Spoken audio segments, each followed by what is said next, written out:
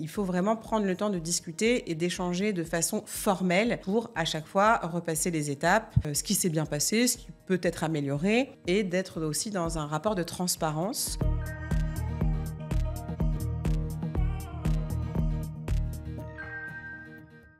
Bonjour Anis Leroy. Bonjour. Vous êtes Senior Practice Manager chez Page Personnel, Oui. un acteur majeur de l'intérim et du recrutement spécialisé. Et avec vous, on va s'intéresser à la période d'essai et aux bonnes pratiques à avoir en tête pour l'optimiser, pour qu'elle soit bénéfique autant pour l'employeur que pour le collaborateur ou la collaboratrice qui rejoint l'entreprise. Tout à fait. Est-ce qu'on peut, pour commencer, rappeler les contours de la période d'essai? Quel est son but? Quels sont ses enjeux? Alors, une période d'essai, effectivement, c'est un moment très important dans la vie d'un salarié par rapport déjà au cadre un petit peu juridique.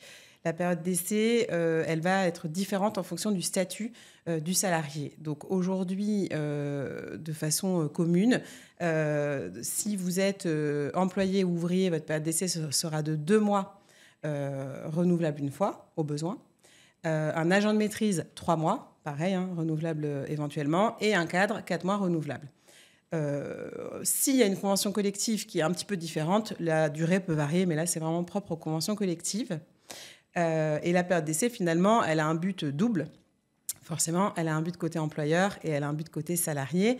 Pour l'employeur, ça va surtout être de s'assurer que le salarié en question a bien les compétences nécessaires aux missions qu'il ou elle va faire, et les compétences techniques, les compétences comportementales aussi, et aussi important que la personne colle aussi aux valeurs de l'entreprise et à la culture d'entreprise. Et pour l'employé? Et pour l'employé, c'est plus ou moins la même chose, sauf que lui, l'employé va regarder si finalement ça colle à ses attentes au poste qu'on lui a décrit pendant le processus d'entretien, et évidemment si il se projette aussi dans la structure. Donc c'est vraiment un moment important. C'est pas juste une formalité. Voilà, faut le prendre vraiment comme un moment qui est assez crucial dans la vie d'un salarié. Comment se déroulent généralement ces périodes d'essai? Est-ce qu'elles sont comment elles sont vécues? Est-ce qu'elles sont systématiquement renouvelées ou pas? Pourquoi elles s'arrêtent? Honnêtement, je dirais que côté salarié, la période d'essai, elle est quand même vécue comme c'est un moment un peu de pression. Un petit stress. Il y a quand même un petit stress. On peut parler un peu d'épée de Damoclès aussi, parce qu'effectivement, on sait que quand on pense à un prêt immobilier, par exemple, il y a pas mal de choses qui peuvent se décanter dès lors qu'on est en CDI, mais pendant qu'on est en période d'essai, c'est cette période un peu transitoire. Donc, il y a de la pression côté salarié. Côté employeur, il y a aussi un enjeu, forcément. On mise aussi sur une personne, mais je dirais qu'il y a un peu moins de pression. Donc, les périodes d'essai, elles peuvent être renouvelées. Ça n'est pas systématique. Ça va vraiment dépendre des types de missions, du type de poste aussi que le salarié occupe. Elles vont être renouvelées tout simplement parce que parfois la période initiale, si je prends par exemple des fonctions commerciales, vous allez avoir une période initiale qui est une période de compréhension des sujets. Forcément, quand on est commercial, on va devoir aussi être apporteur d'affaires. Et sur les 4 premiers mois, c'est peut-être un petit peu difficile de voir si finalement, entre guillemets, la mayonnaise prend, et on va devoir renouveler cette période d'essai. C'est pas juste pour le principe. Non, ça n'est pas juste pour le principe. D'ailleurs, c'est plutôt c'est pas que c'est contre-productif, mais une période d'essai, si les deux parties sont claires et sont en accord et que tout fonctionne, c'est très bien de CDiser, entre guillemets, comme on dit, la personne. Et oui, bien évidemment, il y a des ruptures de période d'essai. Ça peut être fréquent. Ça dépend aussi de pas mal de choses. Ça peut être, parfois, c'est des problématiques économiques, budgétaires. Et parfois, l'une ou l'autre des parties se rend compte que ça ne va pas coller. Donc, comme on l'a dit, soit par rapport à des compétences non acquises, une montée en compétences trop lente, ou finalement, on ne se projette pas dans la structure par rapport aux valeurs et à la culture d'entreprise. Donc, c'est aussi le but de la période d'essai, de ne pas se tromper. Quelles sont les erreurs courantes, encore une fois, de part et d'autre, qu'on peut observer durant une période d'essai, côté employeur, côté employé? Les erreurs courantes, je pense qu'elles vont être liées à un manque de cadre, un manque de communication. Et souvent, on va dire, alors côté employeur, ça va être de ne pas prendre le temps, justement, de poser les jalons, de mettre des points intermédiaires, hebdomadaires parfois, mensuels. Enfin, après, chacun aussi voit et définit les différentes étapes, mais il faut vraiment prendre le temps de discuter et d'échanger de façon formelle avec, par exemple, une invitation dans le calendrier du salarié pour, à chaque fois, repasser les étapes, ce qui s'est bien passé, ce qui peut être amélioré, et d'être aussi dans un rapport de transparence, même quand ça va ou même sur les sujets qui vont peut-être un peu moins bien. Ça permet aux salariés de comprendre les enjeux et de réajuster aux besoins. Donc ça, c'est côté employeur. Les erreurs courantes, c'est le manque de cadre. Et c'est vrai que parfois, on a l'impression qu'une personne qui ne va pas dire va bien se sentir dans l'entreprise, alors qu'en réalité, ça n'est peut-être pas le cas. Il vaut mieux poser des questions. Côté salarié, les erreurs en tout cas qui peuvent être commises, ça va être peut-être soit un manque de proactivité, surtout si en entretien, par exemple, on s'est entre guillemets un peu vendu proactif, etc. Donc finalement, de ne pas prendre certains sujets ou en tout cas de poser des questions sur l'émission, par exemple, hein, de ne pas s'intéresser trop aux collaborateurs, à l'entreprise, de rester un petit peu dans sa bulle, pensant que c'est forcément les employés déjà présents dans l'entreprise qui vont faire tous les efforts d'intégration. Et aussi, parfois, ou alors un peu dans un autre côté, c'est d'être un peu en surconfiance. Si, par exemple, vous avez des collaborateurs sympas, justement, qui vous ont bien intégré, d'être très à l'aise tout de suite. Et là, on peut avoir des petits soucis, des ajustements de comportement qui fait que ça peut ne pas coller, justement, avec cette culture d'entreprise. Ou trop de prise d'initiative, j'imagine, aussi. Exactement. On veut révolutionner ce qui est déjà en place, par exemple, c'est un peu maladroit. Comment on fixe des objectifs clairs, atteignables, adaptés aux collaborateurs, à la collaboratrice pendant cette période ?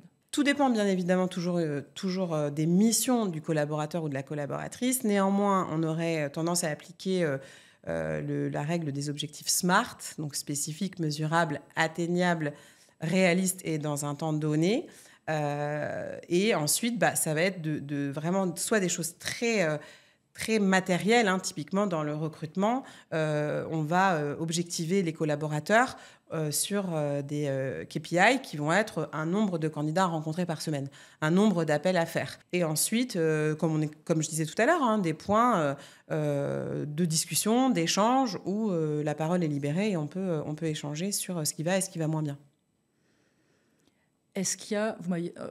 on a échangé un peu avant cette interview, Ouais. vous parliez également de plans d'action, des choses comme oui, ça. Bien sûr. On peut mettre en place. Tout à fait. Des plans d'action qui vont être, encore une fois, assez différentes en fonction de vos missions, mais de se projeter sur 1 mois, 2 mois, 3 mois, 4 mois, quelle que soit la durée de la période d'essai, avec des bilans, des étapes, en fait.